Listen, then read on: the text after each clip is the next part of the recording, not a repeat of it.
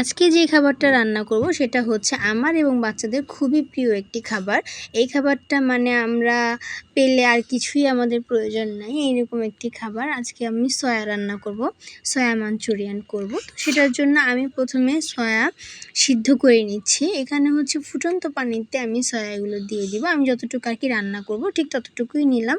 এটা যার যার প্রয়োজন বা চাহিদার উপর যে যতটুকু রান্না করতে চায় তার উপর ডিপেন্ড করে।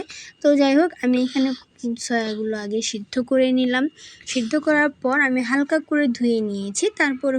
তারপর পানি ভালো করে ঝরিয়ে নিয়ে আমি এইভাবে চিপে চিপে পানি যাচ্ছিল অবশিষ্ট সয়াগুলোর মধ্যে, তা আমি ভালো করে আর কি পানি ছেঁকে নিচ্ছিলাম। এরপরে হচ্ছে আমি এতে কিছু আর ম্যারিনেট করব। প্রথমে আমি কিছু কর্নফ্লাওয়ার দিচ্ছিলাম।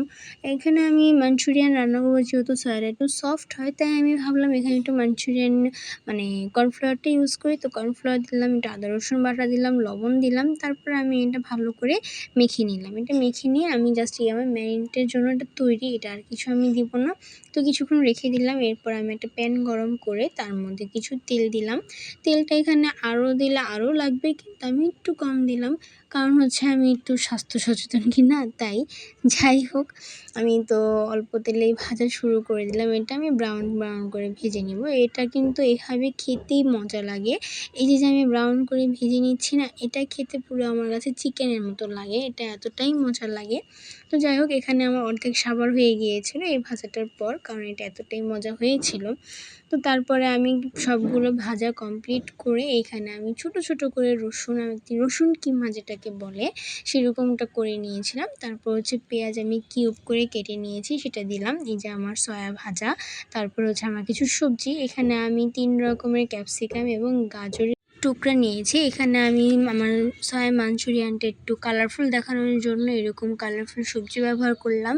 তো তারপরে আমি 3 রকমের সস নিয়েছি। এখানে চিলি সস, টমেটো সস এবং হচ্ছে ওয়েস্টার সসটা আমি নিয়েছি।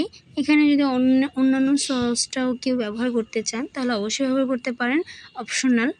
আর তারপরে আমি হচ্ছে আদা রসুন বাটা এক সাইড করে দিয়ে নিলাম। তারপরে আমি আগে কিন্তু গাজরটা ভেজে নিলাম, কারণ গাজরটা একটু শক্ত থাকে, তো এটা আগে থেকে নিলাম যাতে কিনা একটু নরম হয়ে আসে। তারপর আমি ক্যাপসিকামগুলো দিয়ে দিব। ক্যাপসিকামগুলো হালকা নেড়ে চেড়ে আমি সসগুলো দিব। এখানে আমি একটু মিস্টেক করেছি, আমি 3 পদের না 4 রকমের সসটা ব্যবহার করছি। এখানে আমি chilli sauce, oyster sauce, tomato sauce এবং সয়া সস ব্যবহার করছি। তো 4 রকমের আমি সসটা দিচ্ছি। এখানে কম বেশি কেউ করতে পারেন, কোনো সমস্যা নেই। তো আমি সসগুলো দিয়ে ভালো করে এটা নেড়ে চেড়ে নিলাম। তারপরে হচ্ছে আমি এখানে কিছু ধনিয়া গুঁড়ো দিলাম, এটা স্বাদ মতো যে যেটা দেয়।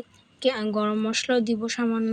তারপরে আমি সামান্য পানি দিয়ে তারপর এটা একটু নেড়ে চেড়ে নেব আর কি, মশলাগুলো যেন মিশে সেরকম আমি মিক্স করে নেব।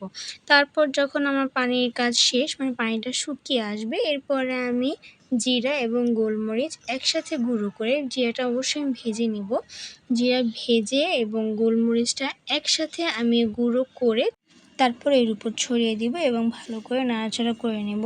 তাহলে ব্যাস আমার সয়া মাঞ্চুরিয়ান রেডি। এবং এটা খেতে অনেকটাই মজা হয়েছিল, দেখতে যেমন হয়েছে খেতেও তেমন হয়েছে আলহামদুলিল্লাহ। এবং এখন এখানে কথা হচ্ছে সয়া মাঞ্চুরিয়ান তো করলাম, কিন্তু খাবোটা কি দিয়ে? তো ভাবলাম ঠিক আছে চলো ফ্রাইড রাইসটাও করে নিই। চাল আগে থেকে আমি সিদ্ধ করে নিয়েছিলাম। তারপরে আমার এখানে ফ্রাইড রাইস করতে যা যা লাগে আমি প্রথমে রসুন কুচিটা দিয়ে দিলাম, তারপরে হালকা পেঁয়াজ দেবো, বেশি পেঁয়াজ দিব না। তো আমি ভেবেছিলাম একবার পেঁয়াজটা স্কিপ করবো, কিন্তু তারপর না দিলাম। তো এখানে আমার চিকেনটা ছিল না হাতের কাছে, তো আমি চিকেনটি স্কিপ করলাম। আমি এগ ফ্রাইড রাইস করব, তো এগ দিয়ে দিলাম এখানে। তো এগটা ভালো করে আমি ভেঙে ছেড়ে নিলাম। তারপরে গাজরটা আমি কুচি করেছি, ছোট ছোট করে আমি ক্যাপসিকাম 3 রকমের যেহেতু ছিল 3 রকমের দিয়েছি, কুচি করে দিয়েছি। তারপর এটা হালকা করে সবগুলো ভেজে তারপর আমি সসগুলো মিশিয়ে নিচ্ছিলাম। এখানে আমি ওয়েস্টার সস দিলাম, তারপরে সয়া সস দিলাম এবং টমেটো সসটাও দিব। তো সবগুলো সস যখন আমার সবজির সাথে মেশানো হয়ে যাবে তখন আমি এর উপর দিয়ে চাল দিয়ে দিব এবং চালটা দিয়ে তারপর লবণ দিয়ে এটা ভালো করে আমি মিক্স করে নেব। ব্যাস আমার রাইসটাও রেডি। এখন শুধু সার্ভ করা পালা। এখানে ফ্রাইড রাইস এবং সয়া মাঞ্চুরিয়ান দুটোই কিন্তু দেখতে বেশ হয়েছে এবং খেতেও দারুণ মজা হয়েছিল। এখানে সয়া মাঞ্চুরিয়ান যেটা আমি করেছি এটা এইভাবে না রান্না করলেও কেউ মাংসের মতো করে রান্না করে এবং ওটাও খুব টেস্টি হয়।